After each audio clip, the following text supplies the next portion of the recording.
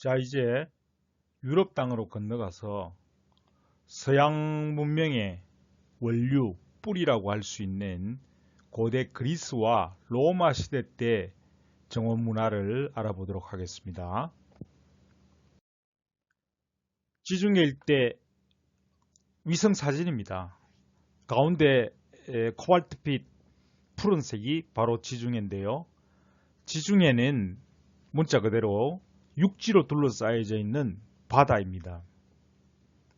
지중해 위쪽이 유라시아 대륙, 유럽 땅이고요. 지중해 아래쪽은 아프리카 대륙입니다. 그러니까 아프리카 대륙과 유라시아 대륙으로 감싸여져 있는 마치 이 육지의 호수 같은 그러한 넓은 바다가 지중해가 되겠죠.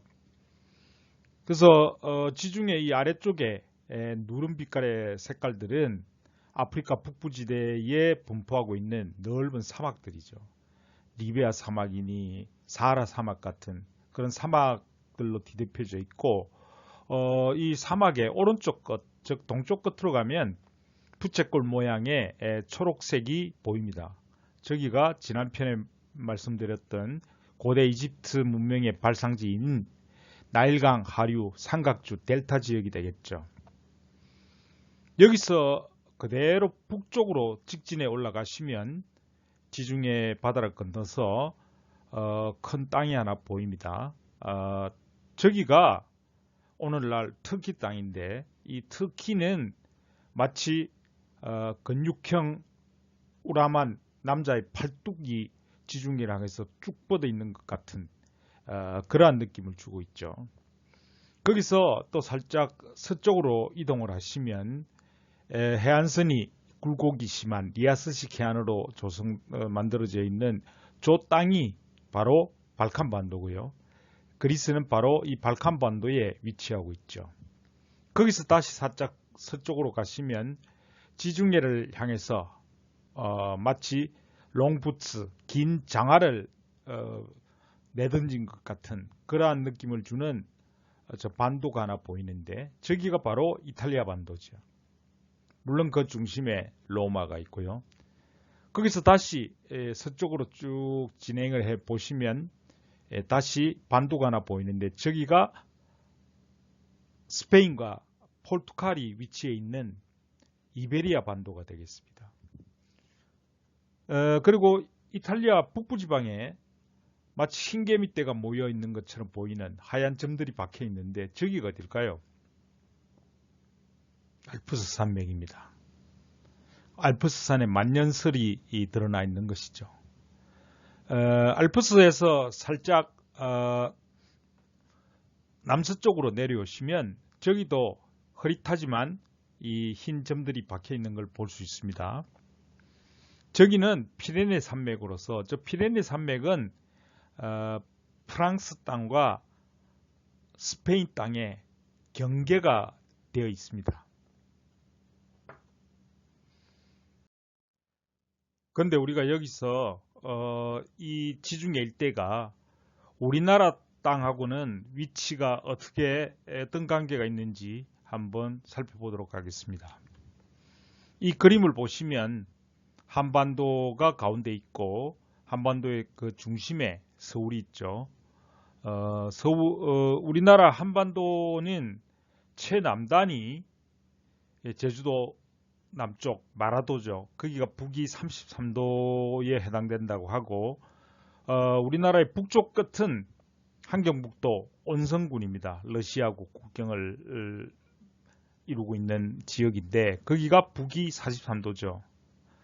그래서 우리나라 최남단과 우리나라 최북단을 쭉 연장을 한다면 우선 서쪽으로 가보면 중국 땅을 지나서 중앙아시아 지나서 그리고 좀 전에 보신 지중해 연안에 터키 지나고 발칸반도 지나고 이탈리아 반도 지나고 이베리아 반도에 이르게 되는 그 일대가 우리나라 한반도 위치와 거의 동일합니다.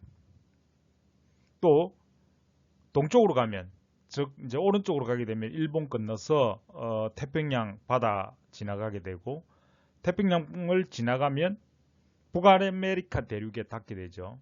그래서 북아메리카 대륙에서 태평양 쪽에는 바로 그 위치에 샌프란시스코나 로스앤젤레스가 있습니다. 그리고 미국의 동부 지역 끝으로 가게 되면 대서양과 면에 있는 동부 지역으로 가면 바로 저 위치가 워싱턴 DC 그리고 뉴욕이 바로 우리 한반도가 위치해 있는 위도와 거의 흡사한 그러한 조건을 가지고 있다는 것도 참고적으로 알아두셨으면 좋겠습니다. 지중해 일대의 이러한 기후 특성을 우리가 지중해성 기후라고 부르는데요. 지중해성 기후라고 하면 한마디로 말하면 여름에 시원하고 겨울에 따뜻하고 비는 연중 고르게 오는 그런 아주 인간이 활동하기에는 최적의 조건을 갖춘 그런 지형입니다. 그런 기후입니다.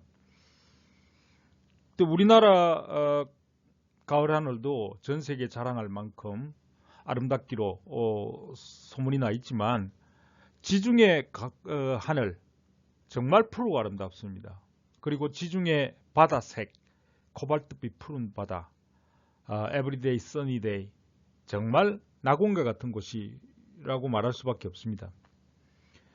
그러니까 이런 외부 환경이 인간 활동에 아주 쾌적하니까 이런 지역에 사는 라틴족들은 웬만하면 다 밖에 나와서 생활을 한다는 겁니다. 그러니까 옥외 생활이 그들의 전통이 되어 있다는 것입니다. 바깥에 날씨가 워낙 좋으니까 집구석에 틀어앉아 박혀 있을 이유가 없는 거죠. 그래서 우스갯소리로 이런 이야기를 합니다. 라틴족들은 집 밖으로 나오지 않는 사람들이라고 하면 몸이 되게 아파서 환자이거나 아니면 성격 파탄자라서 사람들에게 왕따 당한 사람 외에는 다 밥 먹고 밖에 나와서 논다는 겁니다. 그러니까 이게 밖에 나와서 사람들이 그늘 밑에서 삼삼오오 모이게 되면 수다를 떨게 되죠. 이런저런 이야기들을 나누고 자기 생각이 옳으니 그러니 이런 이야기들 하게 됩니다. 이 그림에서는 그리스 신전 앞 그 나무 그늘 밑에 어떤 도인이 앉아서 연주를 하면서 자신이 깨달은 바를 슬퍼하고 있는 모습입니다. 주변에 젊은이들이 모여서 그 이야기를 경청하고 있고 질문도 하고 토론도 벌이죠. 이 라틴족들이 이 당시 가장 관심을 가졌던 주제는 두 가지인데요. 하나는 인간이란 무엇이냐? 인간은 어떻게 살아야 인간답게 사는 거냐? 하는 것에 대한 진지한 고민이 있었고 또 우주를 이루는 만물의 근원이 뭐냐라는 고민이 있었던 것입니다. 그래서 탈레스라고 하는 인물은 물이 만물의 근원이다. 헤라클레이토스는 불이다. 아낙시메네스는 공기다 하면서 각자 주장들을 펼치게 됩니다. 근데 이 당시는 지금처럼 과학기술이 발달한 시절이 아니니까 이 사람들은 자신의 논리를 과학적 실험에 의해서 증명할 수 있는 길이 없기 때문에 오로지 골똘히 관찰하고 골똘히 자신의 논리를 피는 것밖에 다른 방법이 없죠. 그래서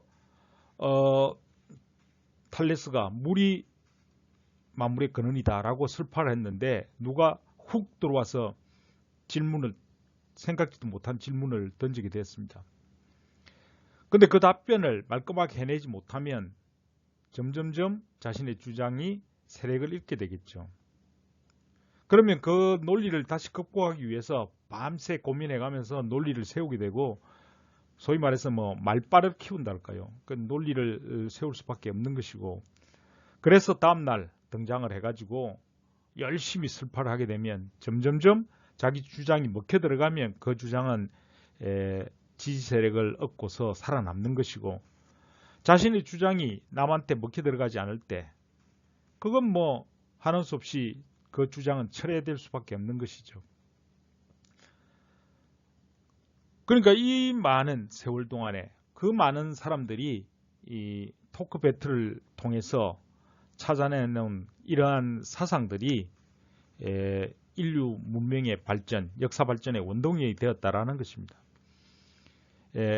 우주를 이루는 만물의 근원은 나중에 이 모든 이론들을 정리해서 아리스토텔레스라고 하는 할아버지가 사원소설로 정리를 했죠. 사원소라는 게 물, 불, 공기에다가 거기에다가 흙을 하나 더 엎어가지고 이 네 가지 구성 요소가 어떻게 구성되느냐 하는 상호 비율에 따라서 그것이 사람이 되기도 하고 또 그것이 무슨 나무가 되기도 하고 또 어떤 다른 형상으로 바뀌게 된다. 이런 생각으로 이제 그 정리를 한 것입니다.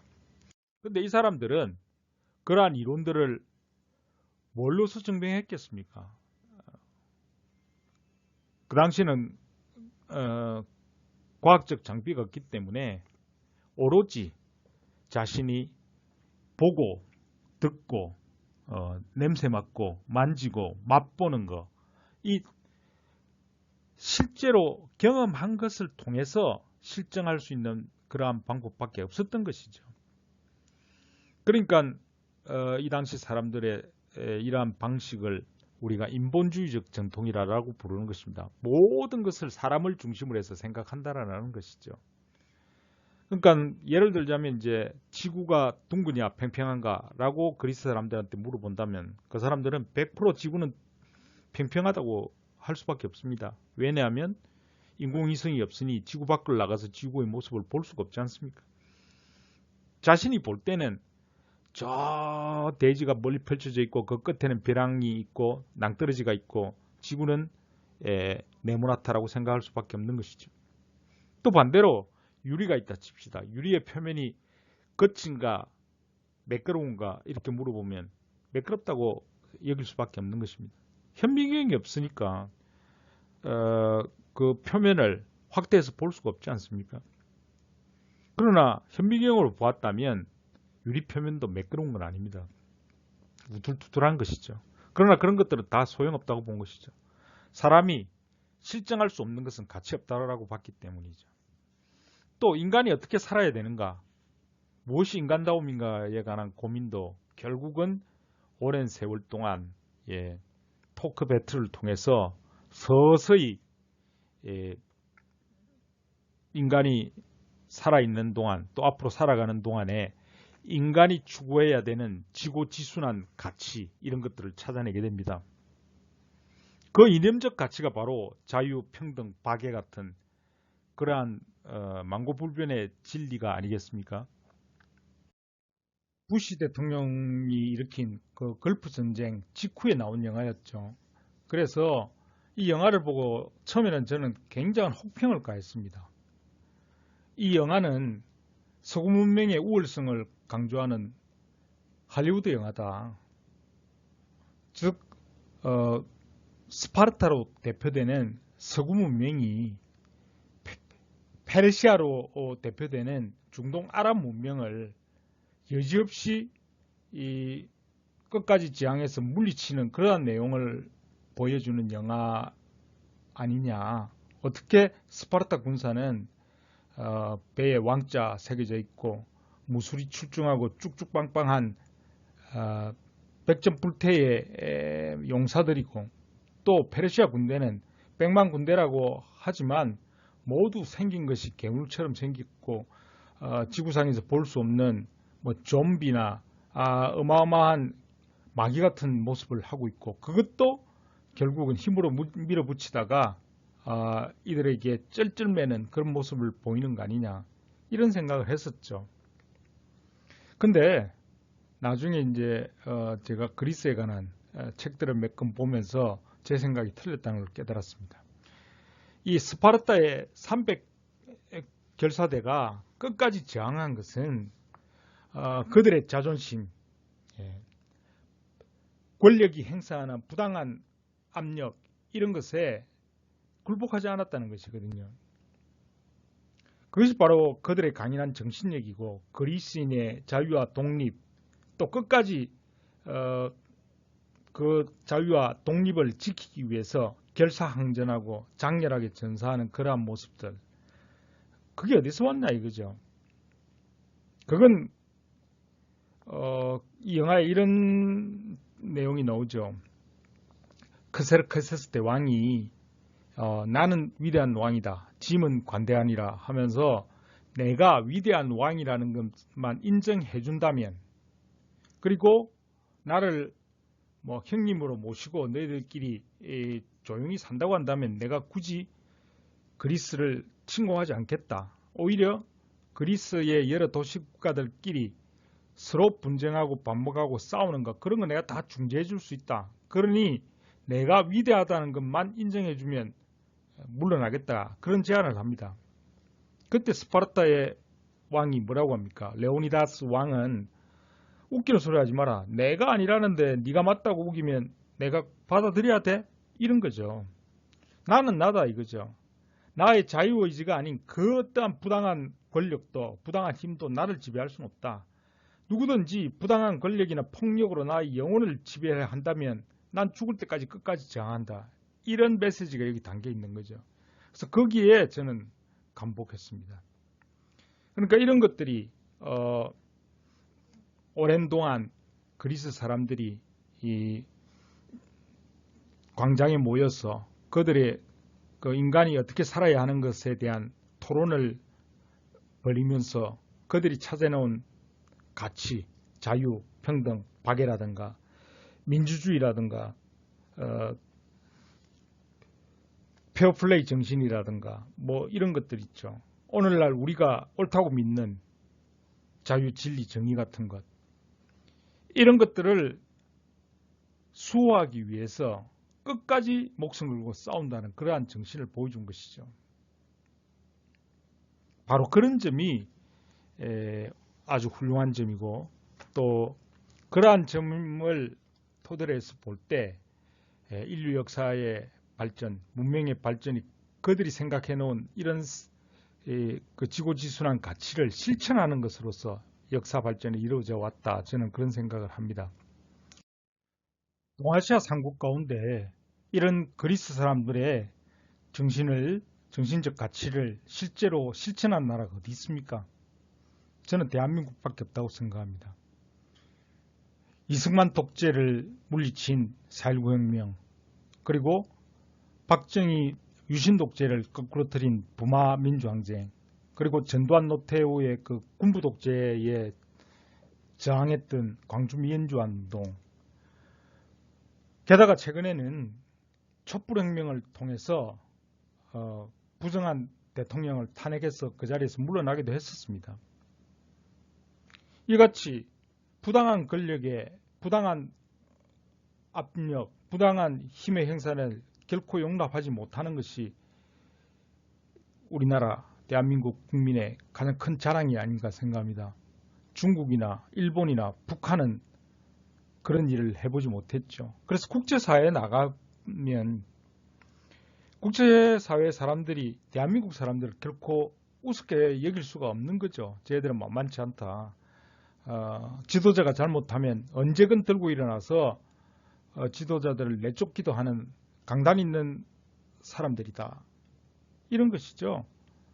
근데 독재 체제에 시달리면서 신음하면서 저항도 못하는 그런 사람들을 보면 동정심은 가지겠지만 그 나라 사람들을 존경할 수는 없잖아요. 우리가 북한을 볼 때도 같은 동포이지만 참 불쌍합니다. 왜 저 사람들은 그런 폭압의 상황에서도 저항하지 못할까, 이런 생각을 하게 되니 참 답답합니다. 아니, 이야기하다 보니까 옆길로 새서 죄송합니다. 지금부터 이제 그리스 문명이 어떻게 형성됐는가를 좀 말씀드리도록 하겠습니다. 우선 서양 최초의 문명은 크레타 문명이 형성됩니다. BC 2000년에서 1400년경인데, 크레타는 지중해에 떠 있는 섬나라입니다. 이 섬나라 사람들이 배를 타고 앞선 이집트 문명 또는 메소포타미아 문명과 접촉하면서 그 사람들에게서 물건을 떼와서 배를 타고 발칸반도에 그리스 사람들한테 물건을 팔면서 상당한 부를 획득하게 되죠. 그리고 선진 문물을 받아들임으로써 서양에서는 최초로 문명의 눈을 뜨게 되는 게 크레타 문명입니다. 근데 이 크레타 문명은 그리 오래되지 못해서 발칸반도의 미케네에 망하게 되죠. 그래서 미케네 문명으로 고스란히 옮겨가는데, 이 미케네 문명은 다시 또 오래가지 못하고 아테나로 넘어가게 됩니다. 그래서 유럽 최초의 문명은 크레타 문명에서 비롯되었고 이것이 미케네 발칸반도로 이렇게 유럽 대륙으로 넘어갔다가 여기서 다시 아테네로 넘어가서 융성한 문명의 발전을 이루었다. 이렇게 말씀드릴 수가 있겠죠. 자, 이제 고대 그리스의 정원 문화를 한번 알아보도록 하겠습니다. 앞서 말씀드린 것처럼 이 지중해 연안 일대는 everyday sunny day, 날씨가 워낙 좋기 때문에 이 지역 사람들은 웬만하면 다 밖에서 논다고 말씀드렸습니다. 그러니 집에 있는 시간이 적은데 집을 그렇게 화려하게 정원을 가꾸어서 향유할 필요를 절실히 느끼지 못했겠죠. 그래서 그리스 시대 때의 정원 양식은 이렇다 하게 남아있는 것들이 없습니다. 그 대신에 여러 사람들이 함께 이용할 수 있는 공공조경이 발달한다는 것입니다. 그 대표적인 게 성림과 도시광장 이러한 전통들이 남아 있습니다. 이 성림이라고 하면 성스러운 숲이란 뜻이죠. 그래서 이 성림은 그리스 사람들이 신앙하던 그리스의 여러 신들 가운데 가장 뛰어난 주요 신 제우스를 비롯해서 12신들이 바로 이 올림푸스 동산에 산다고 믿었기 때문에 그 올림푸스 동산은 매우 신성한 숲으로 여겼던 것이죠. 그래서 4년에 한 번씩 모여서 그리스의 여러 도시국가의 지도자들이 그리스 신들에게 제사를 지내고 그러고 나서 우리 오랜만에 한번 모였는데 공이나 한번 찰래? 그게 뭡니까? 고대 올림픽이었던 것이죠. 이러한 전통은 우리나라에도 있습니다. 우리나라 경주 계림이 바로 그러한 신성스러운 숲인데요. 경주 계림은 기말지의 탄생설화가 서려 있는 신성한 숲이죠. 그래서 신라시대 때는 물론이고 신라를 이어받은 고려, 또 고려를 이어받은 조선, 심지어는 그 간악한 일제 또한 신라 사람들의 민심, 또 한국인들의 그 민심을 걱정해서 경주의 그 계림을 어찌하지 못하고 그대로 보존할 수밖에 없었다는 것입니다. 그래서 경주 계림은 벌써 수백 년, 수천 년의 세월 동안 이어져 오고 있었던 것이죠. 두 번째가 도시광장이라고 했습니다. 이 도시광장을 그리스 사람들은 아고라라고 불렀는데요. 앞서 말씀드린 것처럼 사람들은 밖에 나오면서 토론도 벌이고 어떤 정치적인 이슈를 두고서 논쟁도 벌이고 하는 그러한 전통들이 있었다고 했죠. 그러한 토론과 논쟁을 할 수 있는 많은 사람들이 운집할 수 있는 그런 공터가 필요했던 것입니다. 그것이 바로 아고라이고 이 아고라는 우리가 교과서에서 배운 바와 같이 그리스 직접민주주의의 바로 그 터전이 됐다 이렇게 말씀드릴 수 있습니다. 주택정원은 앞서 말씀드린 것처럼 이렇다 하게 남아있는 것들이 없는데 그리스의 주택정원을 말씀드리기 전에 그리스의 주택 양식을 보면 다음에 말씀드린 중국의 4번과 흡사한 구조를 가지고 있습니다. 네 귀퉁이가 네 벽이 다 막혀져 있고 가운데는 뻥 뚫려져 있는 그러한 구조 말이죠. 그래서 이것은 이제 외적을 방비하기 위해서 벽을 튼튼하게 지었지만 그 내부로 들어가면 다 소통이 되고 방과 방마다 다 연결이 되는 그러한 구조를 가지고 있었던 것이죠. 이 오른쪽 그림에서 보시는 그러한 구조입니다. 근데 제가 바로 이것을 이러한 그 전통이 고스란히 남아있는 것을 스페인에 가서 목격을 했습니다. 스페인 또한 그 라틴족들이 사는 땅이죠. 그 스페인의 그 아람브라 궁전을 보기 위해서 그 그라나다에 갔다가 그라나다의 스민 아파트를 우연히 발견하고 들어가 봤는데요. 바로 이런 구조로 되어 있습니다. 오른쪽 그림과 비교해 보시면 수천 년의 세월이 흘렀으나 주거 구조가 동일하죠. 예, 미음자 모양의 바깥쪽에 복도가 있고 그리고 기둥을 박아 놓은 이 주랑식 회랑에다가 고개 안으로 향해져 있고 그리고 가운데 중정은 자갈 포장이고 그리고 그 중심에 우물이 있습니다. 바깥쪽을 나가는 출입구는 아주 통로가 좁게 되어 있습니다. 그래서 외적을 방비하기 위해서 출입문을 아주 작게 만드는 대신에 안쪽으로는 다 소통이 되는 이런 구조를 가지고 있습니다. 주택정원은 이렇다 할 게 없지만 하나 들자면 특징적인 게 아도니스 정원이라는 게 있었습니다. 이 아도니스 정원은 뭐냐면 주택의 창가에다가 예쁜 꽃을 화분에 담아서 내놓는 거리를 아름답게 장식하는 그러한 전통을 말합니다. 이 아도니스라는 것은 무엇인가 하면 그리스 신화에 나오는 잘생긴 그리스 미소년입니다. 이 청년이 얼마나 잘생겼으면 그리스의 문 여성의 관심과 사랑을 독차지하는 것은 물론 그 소문이 하늘에까지 전해져서 그리스의 여신들도 이 미소년을 사랑하게 됩니다. 그 중에 대표적인 여신이 미의 여신인 아프로디테, 또 지옥을 관장하는 여신인 페르소포네가 됩니다. 그래서 이 두 여신이 인간을 두고서 삼각관계가 벌어져서 싸우고 난리를 피게 되는 것이죠. 물론 제가 좀 과장을 했습니다만. 그래서 아도니스는 행복했을까요?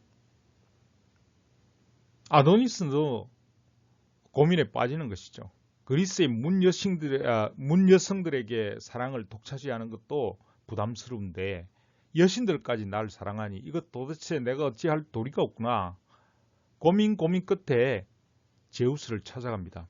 올림푸스 동산에 가서 제우스 신에게 오우 신이시여, 당신 어찌하여 나를 이렇게 잘생긴 꽃미남으로 태어나게 만드셔가지고 이러한 고민에 휩싸이 하나이까. 당신의 두 딸이 관련되어 있는 문제니 당신이 해결해 주시오. 청혼을 하죠. 그래서 제우스는 고민 끝에 명판결을 내립니다. 자, 1년이 12달 아니냐? 그것을 3등분 해보자. 그러면 4개월씩 되지. 자, 그렇다면 11월, 12월, 1월, 2월 요 4개월 동안은 너가 지옥을 관장하는 여신인 페르소포네하고 함께 좀 살아주라. 그러고 나서 그 기간이 끝나면 3월, 4월, 5월, 6월 요 넉 달 동안은 미의 여신인 아프로디테하고 계약 결혼을 해달라. 그러고 나서 나머지 4개월, 7월부터 10월까지는 지상으로 내려가서 너 마음대로 하거라. 이렇게 판결을 내렸습니다. 그래서 아프로디테는 미의 여신이잖아요. 그러니까 아도니스가 아프로디테와 함께 살게 되는 3월부터는 만물이 소생한다고 본 것이죠. 새잎이 나고 꽃이 아름답게 피고 날씨가 포근해지고 모든 것이 천국 같은 세상으로 바뀌게 된다는 것입니다. 그리고 아도니스가 페르소포네하고 함께 살아야 되는 11월부터는 이제 만물이 움츠러들고 잎이 떨어지고 추운 겨울이 찾아온다. 지옥의 여신이니까 그렇게 믿었던 것이죠. 그러니까 이제 그리스 여인들의 입장에서 보면 7월 달이 되면 이제 아도니스가 지상으로 내려줘야 않습니까? 그러니까 이 사람들이 벌써부터 마음이 설레기 시작하는 것입니다. 딱 그 무렵이 언젠가 하면 6월 중순 하순 그 무렵이 딱 하지가 있는 그 시즌이 되죠. 때마침 그 무렵은 겨울 밀을 수확하는 시기이기도 합니다. 그래서 그리스 여인들이 그의 수확한 보리 이것을 화분에 담아서 창가에 내놓았던 것이죠. 아도니스가 지상으로 내려오면 어떻게 눈길 한번 받아보기 위해서 그렇게 시작된 것이 아도니스 정원입니다. 지금 이 사진에 그림에 보시면 미의 여신인 비너스가 곧 아프로디테입니다. 그리스 사람들은 아프로디테라고 불렀지만 아프로디테가 로마로 넘어가면 비너스라고 이름이 바뀌게 되죠. 비너스의 모습이고 그리고 그 비너스의 무릎 위에 누워있는 저 사나이가 바로 아도니스가 되겠습니다. 그래서 이러한 전통이 이제 면면이 창가를 장식하는 그러한 전통이 면면이 내려와서 그리스는 물론이고 로마 제국 시대에 전 유럽으로 퍼져나갑니다. 이거는 이제 오스트리아 인스부르크의 황금 지붕의 집이라고 하는 굉장히 유명한 역사적 유적입니다. 오스트리아는 게르만족들이 사는 땅이긴 하지만 로마 지배 당시에 이런 아도니스 전통의 문화가 전 유럽으로 번져나가서 지금 보시면 창가에 빨간 꽃을 이렇게 주렁주렁 장식하고 있죠. 여러분들이 유럽의 도시에 가보면 도시뿐만 아니라 뭐 주택가 시골을 가더라도 창가에 저렇게 1년 내내 화분을 갖다 놓고 꽃을 장식하는 그 전통이 바로 그리스 때 아도니스 정원에서부터 비롯되었다. 이렇게 알아두시면 되겠습니다. 조경유적과는 직접 관련이 없지만 세계문화유산 제1호로 등재되어 있는 아테네 파르테논 신전, 그 신전에 숨어있는 비밀에 관해서 소개하도록 하겠습니다. 이 파르테논 신전은 아테네가 내려다 보이는 아크로폴리스 높은 언덕 위에 세워진 신전인데요. 아테네의 수호신인 아테나 파르테노스 여신을 모신 신전입니다. 종교의식의 중심지이자 성역이기도 한데요. 이것은 이제 사진에서 보시다시피 정면 8개의 기둥이 남아있고 요 폭은 30m 정도 됩니다. 그리고 측면은 17개 기둥이 서 있습니다. 폭이 65m 정도 된다고 하죠. 그래서 가로 세로로 곱해보면 건평이 약 590평 정도 됩니다. 지금 보면 별거 아닐지 몰라도 이 당시에는 이게 엄청난 장대 건축물이었던 것이죠. 더욱이 아테네 시민 입장에서 우르르 본다면 아크로폴리스 언덕이 우리나라 남산처럼 서울의 남산처럼 높은 언덕인데 그 위에 이런 웅장한 건축물이 있었으니 얼마나 장엄하고 멋져 보였겠습니까? 그래서 이 파르테논 신전은 서양 문명의 이미지를 대표하는 그러한 상징이 돼 있고 또 서양 건축의 이상적인 모습을 여기서 찾고자 합니다. 그래서 유네스코의 상징인 그 엠블렘에 이 파르테논 신전을 형상한 모습이 들어있죠. 그래서 전 세계의 미술관, 박물관뿐만 아니라 미 대통령 관저인 백악관도 이 파르테논 신전을 모방해서 만들어졌습니다. 오늘날은 이렇게 이제 몰골이 초라하게 다 부서지고 또 위에 있는 조각상들은 다 뜯어내 가지고 대형 박물관에 옮기는 등 철저히 이제 파괴되어 버려서 마치 툭 건드리면 와르르 무너질 것처럼 보이지만 이 건축물이 얼마나 웅장했는가 하면 이 고정을 통해서 복원해 보면 이런 모습이라는 것이죠. 건물 자체도 웅장하지만 거기에 채색을 해서 굉장히 화려하기 그지없었다는 것입니다. 그러니까 아테네 시민들은 물론이고 서양 사람들이 생각하는 그들의 정신적인 뿌리, 영원한 고향, 이게 파르테논 신전에서 찾는다는 것도 충분히 이해가 되는 그런 부분일 것입니다. 그런데 말입니다. 이 건물을 자세히 관찰해 보면 이상한 점이 한두 가지가 아닙니다. 처음에 이 기둥이 일직선으로 똑바로 서 있는 것이 아니라 중앙을 향해서 살짝 기울어져 있다는 겁니다.